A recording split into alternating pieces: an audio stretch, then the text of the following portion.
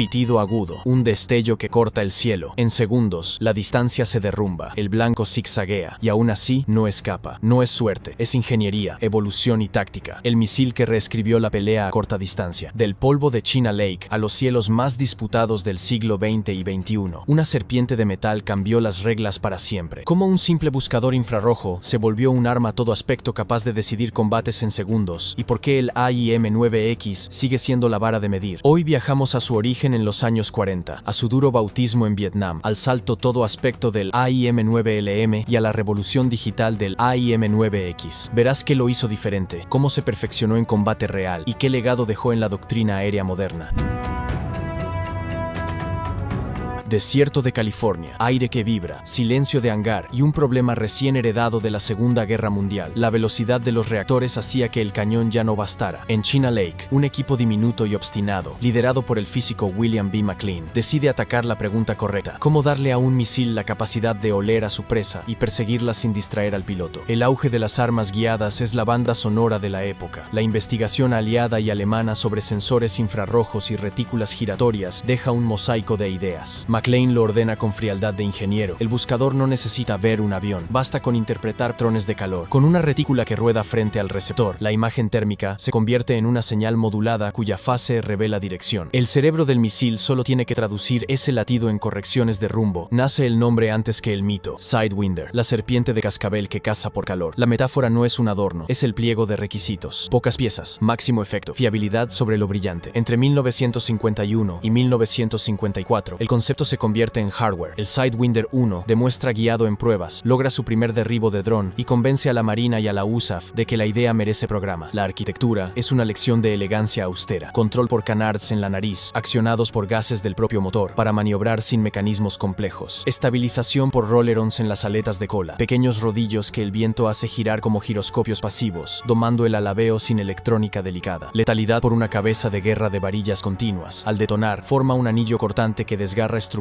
incluso en estallidos cercanos. Con pocas decisiones, el misil mantiene estable su actitud, maniobra con autoridad y, cuando detona, corta. En 1955 la Marina pide 240 misiles AIM-9 a Alpha para pruebas operativas. Entran en servicio en 1956. Muy pronto llega el relevo. El AIM-9B Bravo, primer modelo de producción masiva. Se fabrican 80.000 unidades. Para una doctrina aún enamorada del cañón, la promesa es inmediata. Un arma ligera que, una vez disparada, guía por sí misma, amplía el alcance eficaz y reduce la carga cognitiva del piloto en plena maniobra. Pero la física cobra peaje. El 9B solo ve por la espalda. Su captura es estrictamente de aspecto trasero, con un campo de visión de unos 4 grados. Pide geometrías de persecución limpias, fondo térmico benigno y disciplina para no disparar fuera de parámetros. Es un bisturí, no un martillo. A cambio, ofrece repetibilidad y una curva de aprendizaje clara. El pitido del buscador se vuelve un idioma nuevo en cabina, una confirmación acústica de que la firma es real y el disparo, válido. Contextualiza la escena. Finales de los 50. Ejercicio de tiro. Un F-86, sabre, abre ángulo, evita el sol, busca el cono caliente del reactor enemigo. El tono sube, estable, sin titubeos. Disparo.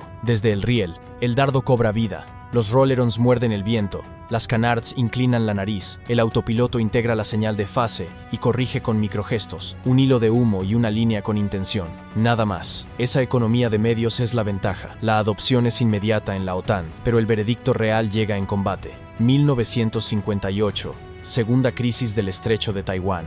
Los F-86 de la República de China se miden con MiG-17 más ágiles. La balanza se corrige en secreto, se entregan Sidewinders y se adaptan los Sabre para portarlos. El 24 de septiembre, los pilotos taiwaneses disparan y derriban varios cazas. Por primera vez en la historia, un misil aire-aire consigue bajas en combate real. La idea deja de ser promesa y pasa a ser precedente. Un incidente añade un capítulo inesperado. En un enfrentamiento, un Sidewinder se incrusta en un MiG-17 y no detona. El misil queda recuperable y, en manos soviéticas, se convierte en manual de ingeniería inversa. Nace el K-13AA-2 Atoll, prueba involuntaria de que la arquitectura del AIM-9 era tan clara como poderosa. Cuando un rival puede replicar tu lógica con rapidez, el diseño original estaba exactamente donde debía, en el punto óptimo entre simplicidad y eficacia. Nada de esto significa que el 9A-9B fuese perfecto. Limitaba la táctica a la cola del adversario, sufría con fondos calientes y podía perder bloqueos si el piloto forzaba la envolvente. Pero su virtud era innegociable.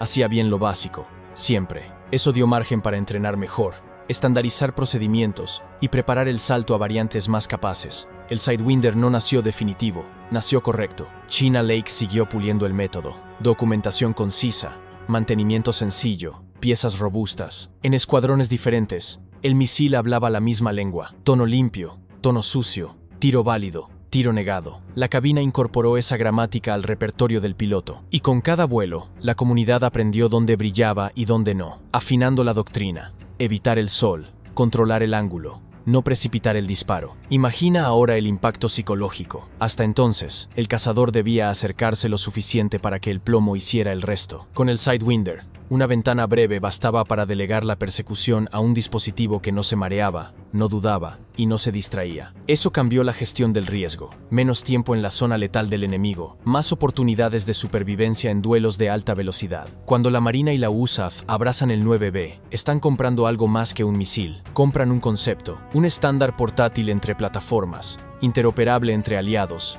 con logística razonable y curva de aprendizaje amable. Esa estandarización cimentó la supremacía occidental en el corto alcance durante décadas y preparó el terreno para las evoluciones que narrarán los bloques siguientes. En resumen, el nacimiento del Sidewinder es la historia de una decisión de diseño: perseguir el calor con el mínimo de artificio. Canards por gas, rollerons por viento, varillas por efecto decisivo. Con ese tridente y un buscador humilde pero honesto, el AIM-9 pasó de experimento a leyenda. Y en 1958, cuando el primer enemigo cayó por una guía infrarroja, el combate aéreo entendió que un misil pequeño podía inclinar balanzas enormes. Antes de cerrar, una nota de empleo que explica su éxito sin exageraciones. El Sidewinder impuso disciplina. Los manuales pedían respetar distancia mínima para que la espoleta de proximidad actuara y una máxima para no agotar energía. Sugerían ángulos que mantuvieran al blanco dentro del cono del buscador, evitar fondos calientes, confirmar un tono estable antes de disparar. No era magia, era método. Repetido 1000 veces, ese método convirtió un prototipo en un estándar. Inicio del cambio. Suscríbete ahora y activa la campana para no perderte la siguiente parte de esta historia, donde descubrirás cómo el AIM-9 pasó de ser un experimento brillante a convertirse en la referencia mundial del combate aéreo moderno.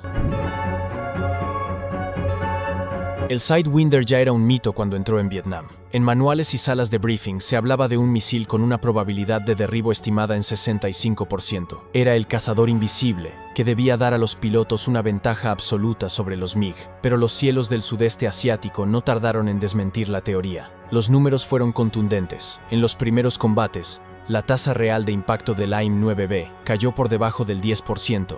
El contraste entre las proyecciones y la práctica golpeó como una ducha helada. ¿Por qué fallaba un diseño que en pruebas parecía impecable? La respuesta está en cómo se había preparado su evaluación. Los ensayos se hicieron contra drones que volaban recto y nivelado, con firmas térmicas claras y sin maniobras agresivas, nada más alejado de un combate real. En Vietnam, los MiG-17 y MiG-21 no eran blancos pasivos, eran ágiles, trepaban con violencia, forzaban giros a máxima G y aparecían desde ángulos imprevistos. El buscador infrarrojo del 9B, pensado para detectar un chorro limpio de motor en la retaguardia, se confundía con el ruido térmico, perdía el bloqueo o simplemente no alcanzaba a girar lo suficiente para seguir el blanco. Los pilotos descubrieron, en carne propia, que el mito del misil mágico se desmoronaba en cuanto la cabina vibraba bajo un dogfight real. La frustración fue enorme. Un arma que debía cerrar distancias por sí sola terminaba fallando en los momentos más críticos. La Marina dio el primer paso con el AIM-9D, una variante profundamente mejorada del diseño inicial. Esta vez,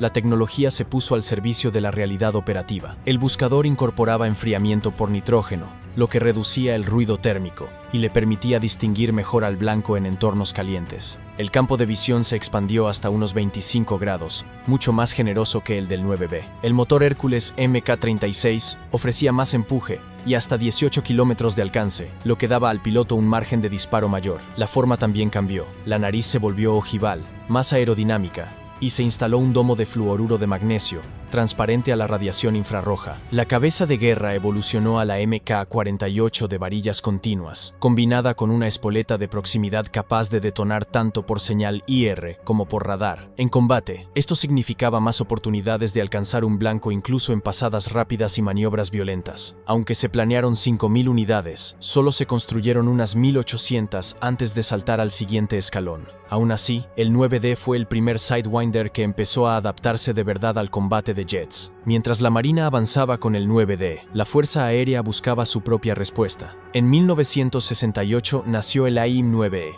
basado en el viejo 9B, pero con mejoras puntuales. Un cono de nariz cónico más resistente, un domo infrarrojo pulido y un sistema de enfriamiento termoeléctrico que prolongaba el tiempo operativo del buscador. También se rediseñaron las canards para soportar mayores ángulos de ataque. En papel, parecía un salto cualitativo. En la práctica, los resultados decepcionaron. En 1972 se dispararon 71 misiles AIM-9 y solo 6 lograron derribos confirmados. El problema no era solo técnico, sino también humano. La capacitación de los pilotos de la USAF en combate cerrado se había rezagado frente a la realidad. La Marina, por su parte, no se quedó quieta. En 1970 introdujo el AIM-9G, evolución directa del 9D. El cambio clave fue SIAM, Sidewinder Expanded Acquisition Mode, un sistema que permitía esclavizar el buscador del misil al radar o al casco del piloto. Esto abrió por primera vez la posibilidad de adquisición fuera del eje, aumentando la flexibilidad en maniobra. El 9G también abandonó las frágiles válvulas al vacío en favor de electrónica de estado sólido, incrementando la fiabilidad. Las mejoras dieron frutos en las campañas Linebacker de 1972, junto con el nacimiento de la escuela Top Gun, que entrenaba a los pilotos navales en tácticas realistas de dogfight. Los resultados cambiaron radicalmente. Los Sidewinder G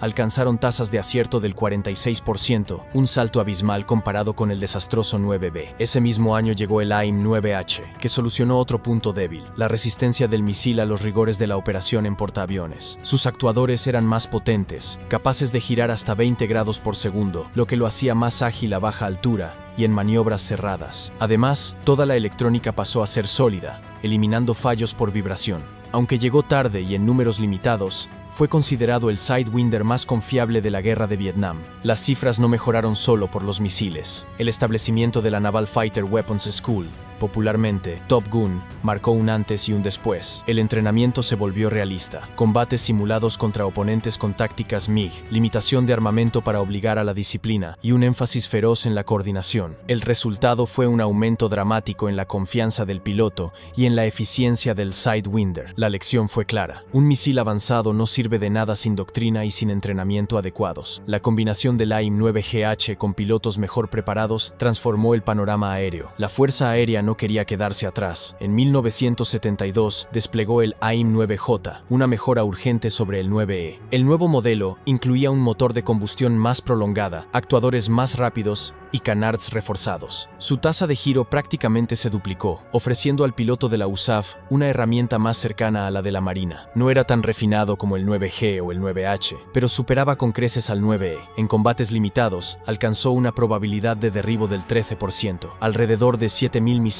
de la serie JN fueron producidos, y de ellos derivó el AIM-9P, ampliamente exportado a lo largo de los años 70 y 80. Este linaje convirtió al Sidewinder en el estándar de corto alcance para aliados de Estados Unidos, consolidando su rol como referencia internacional. Vietnam fue el espejo cruel en el que el Sidewinder dejó de ser un mito y se convirtió en un sistema de armas real, con limitaciones, con fallos, con ajustes constantes, pero también con capacidad de evolución. Lo que en 1965 parecía un misil condenado a decepcionar se transformó, a base de ingeniería y entrenamiento, en un arma confiable hacia 1972. La moraleja es evidente. El Sidewinder no solo mejoró con nuevos modelos, mejoró porque los pilotos aprendieron a usarlo, y porque la doctrina se adaptó a lo que el misil podía, y no podía, hacer. Esa alianza entre hombre y máquina es la que permitió que la serpiente del desierto sobreviviera a su bautismo de fuego y saliera fortalecida.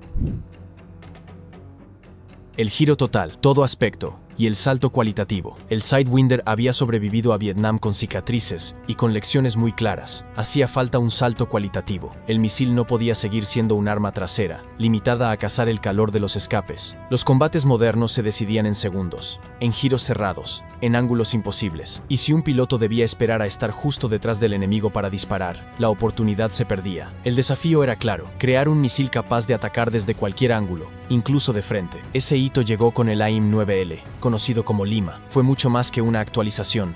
Representó un cambio de paradigma. El buscador del Lima incorporó un detector de indio arseniuro, sensible a un rango infrarrojo más amplio. Ya no solo reconocía el intenso calor del escape, también podía detectar la fricción térmica en la superficie del avión enemigo y la radiación de las tomas de aire. El resultado era revolucionario. Capacidad, todo aspecto. Ahora, un piloto podía lanzar el misil de frente, en un cruce a alta velocidad o en ángulos oblicuos que antes eran imposibles. Para filtrar interferencias, el AIM-9 le añadía un filtro óptico que reducía el riesgo de falsas capturas por reflejos solares. Y en lugar de depender de un sistema externo del avión, llevaba su propio depósito interno de argón líquido para enfriar el buscador. Esta autonomía simplificaba la integración. Ya no era necesario modificar a fondo cada plataforma para usarlo. F-4 Phantom, F-14 Tomcat, F-15 Eagle, F-16 Fighting Falcon, prácticamente cualquier caza occidental podía llevarlo con pocas adaptaciones. El AIM-9L también perfeccionó su capacidad de letalidad. Su espoleta dejó de depender de sensores limitados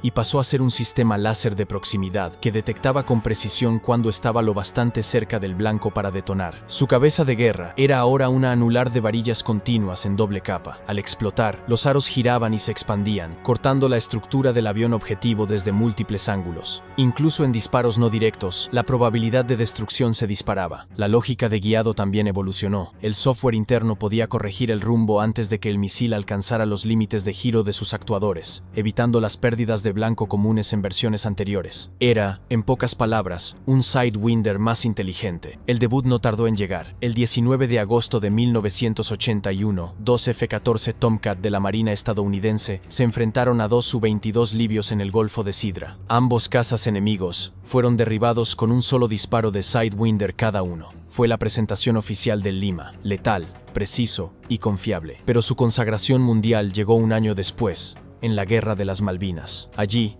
los Harrier británicos armados con AIM-9L enfrentaron a cazas argentinos en combates de corto alcance. El resultado fue un 80% de efectividad en derribos confirmados. 17 aviones argentinos cayeron bajo sus buscadores. La cifra contrastaba brutalmente con los porcentajes pobres de Vietnam. Los británicos lo llamaron, sin exagerar, un arma decisiva. El Lima había probado que el Sidewinder no solo había aprendido de sus errores, se había reinventado. El siguiente paso fue el AIM-9M, conocido como Mike. Aunque exteriormente era casi idéntico al Lima, en su interior se escondía una nueva generación de mejoras. La más importante fue la introducción de IRCCM, Infrared Countermeasures, un conjunto de algoritmos y filtros diseñados para resistir bengalas y engaños térmicos enemigos. El procesador interno tenía ahora más capacidad de discriminación, identificando patrones de movimiento y descartando señales falsas. A esto se sumaba un motor de baja humareda, que dejaba un rastro mucho menos visible y daba al enemigo menos tiempo para reaccionar. En cuanto a fiabilidad,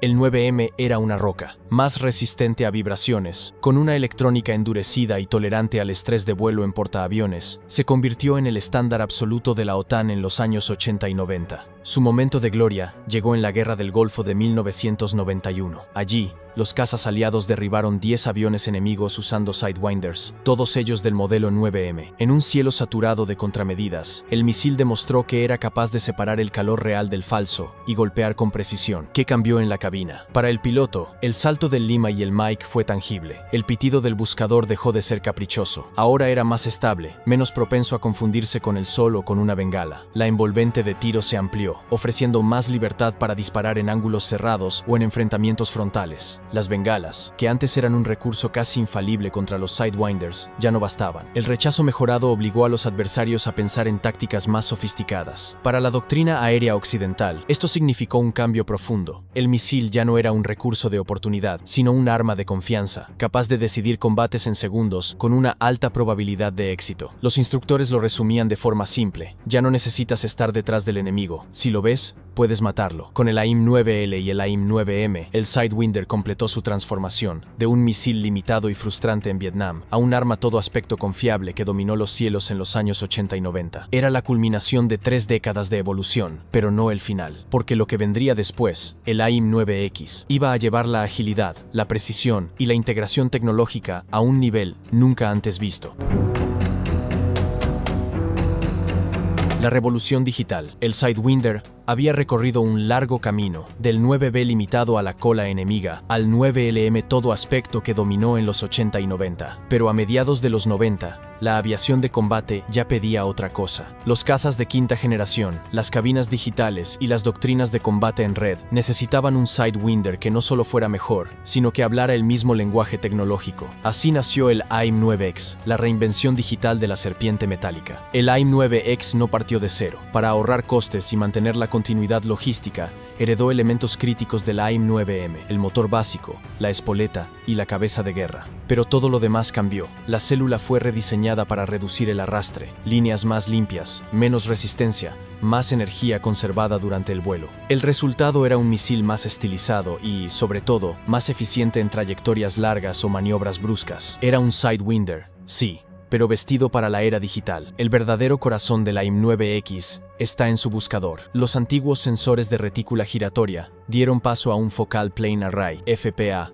infrarrojo de alta resolución. En términos simples, una cámara térmica en miniatura, capaz de distinguir detalles finos del blanco, incluso en entornos saturados de señales. Esto le permitió hacer algo que parecía ciencia ficción: identificar un avión en medio del clúster térmico, el calor del suelo, las nubes, la atmósfera, y rechazar con eficacia las bengalas y señuelos. En vez de oler calor, el misil ahora veía imágenes y podía reconocer cuál era la firma real del enemigo. En la práctica, esto lo volvía casi inmune a las contramedidas que en el pasado engañaban al Sidewinder. El AIM-9X no solo veía mejor, también giraba como ningún otro. Conservaba los canards frontales, pero añadía un secreto demoledor: vectorización de empuje. En la tobera del motor, unas aletas internas desviaban el chorro de gases, dándole al misil la capacidad de girar de forma extrema justo después del lanzamiento. Esto redujo de manera drástica la distancia mínima de tiro. Ahora podía impactar incluso en combates cuerpo a cuerpo, donde los aviones volaban casi pegados, y al mismo tiempo permitió giros imposibles para generaciones anteriores. El misil podía doblar trayectorias casi a 90 grados, persiguiendo blancos que antes hubieran escapado simplemente con una maniobra cerrada. Para el piloto, era un cambio psicológico. Sabía que podía disparar desde ángulos antes considerados imposibles